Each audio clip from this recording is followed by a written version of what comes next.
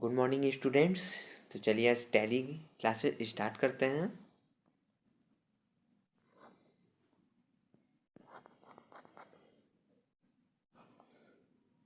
Welcome back to my YouTube channel learning academy 2.0।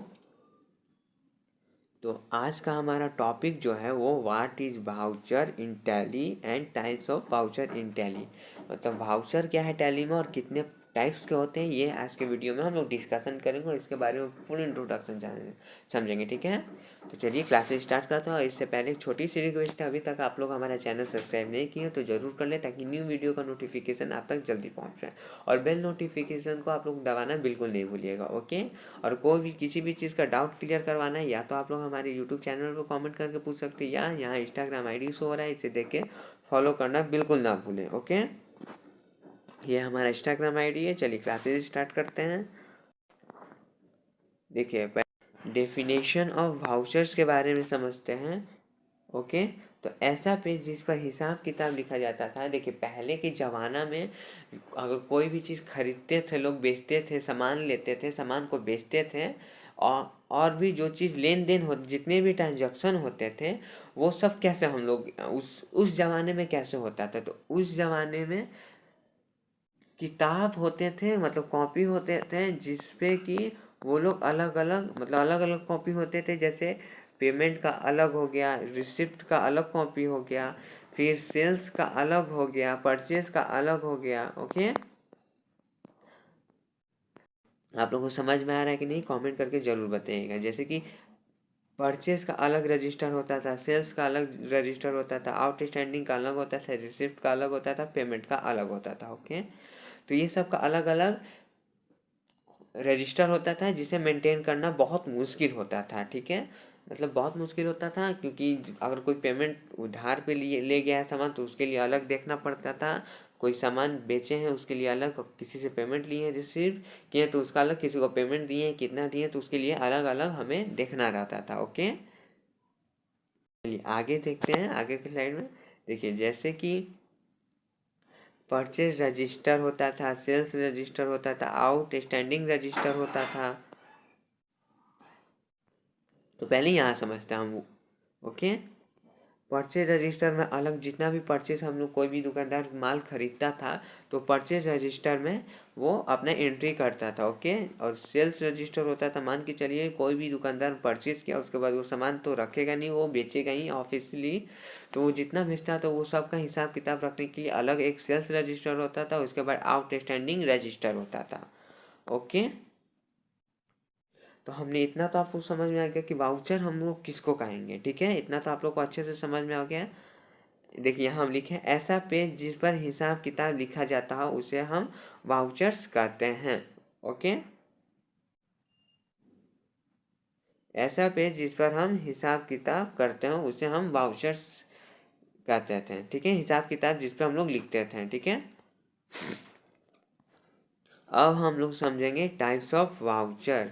Okay, types of vouchers के बारे में समझेंगे। तो पहला है purchase of goods, sales of goods, payment, receipt, Contra.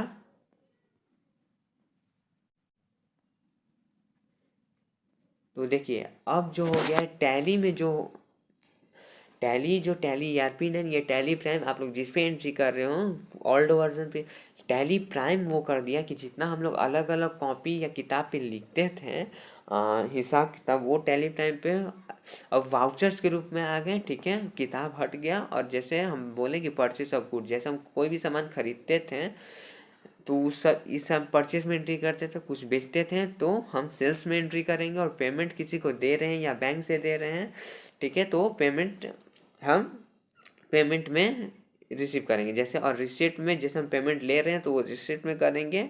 और कॉन्ट्रा में बैंक का लेन देन जो होता है, जो आगे अभी हम आप लोग को बताएंगे, जैसे बैंक से कैश निकाल रही है, बैंक में पेमेंट जमा जमा कर रहे हैं, या bank to bank payment transfer कर रहे हैं, मतलब एक बैंक से दूसरे बैंक में पेमेंट ट्रांसफ़र कर रहे हैं, उस सब का एंट्री होता है। ठीक है, तो types of vouchers total 22 vouchers होते हैं। ओके, टोटल 22 वाउचर्स होते हैं, जिसमें कि 8 वाउचर्स इम्पॉर्टेंट होता है एंट्री करने के लिए, ठीक है। तो ये लिख लीजिएगा, 22 वाउचर्स होते हैं जिसमें 8 वाउचर्स इम्पॉर्टेंट होते हैं, ठीक है। इस सब के बारे में हम आपको समझा दिए।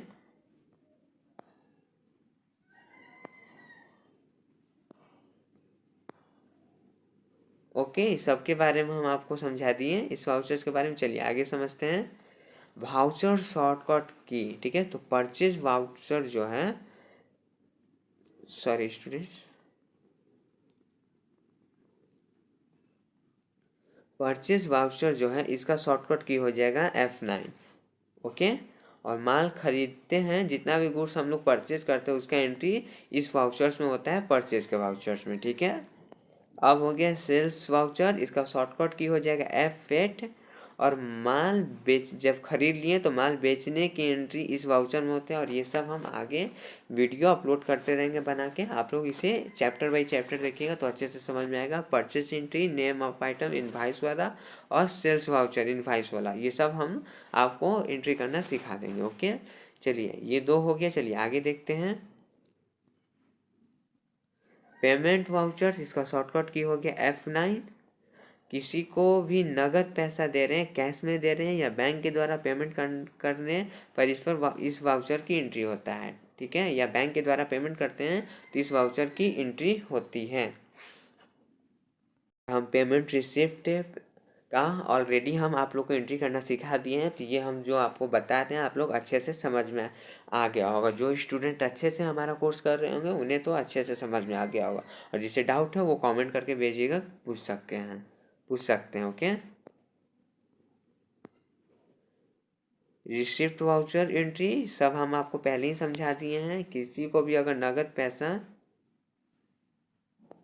एक मिनट स्टूडेंट्स, किसी को भी नगद या बैंक के द्वारा रुपए प्राप्त होता है तो इस वाउचर में एंट्री होता है, रिसिप्ट वाउचर में, जिसका शॉर्टकट है F6, ठीक है। मान के चलिए कि हम पैसा रिसीव कर रहे हैं या बैंक से पैसा रिसीव हो रहा है तो उसका एंट्री हम रिसिप्ट के वाउचर में करते हैं, ठीक है। चलिए नेक्स्ट हम देखते हैं।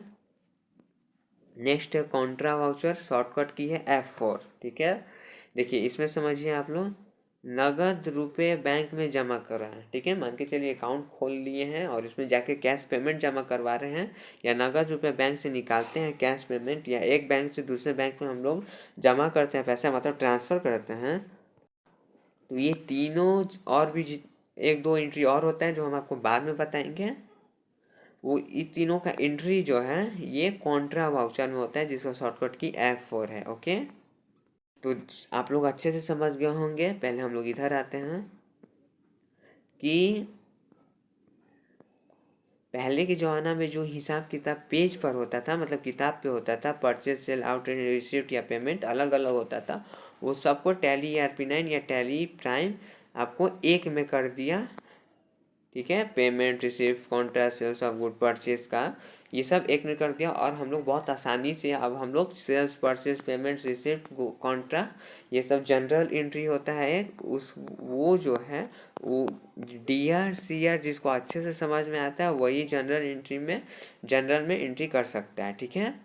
उसका शॉर्टकट की है F7, ओके। ये भी आप लोग नोट कर लीजिएगा। तो जनरल एंट्री अभी हम आप लोग को नहीं समझाएंगे, पहले आप लोग ये समझ लीजिए अच्छे से। तो टैली प्राइम में आप लोग देख सकते हैं कितना आसान कर दिया।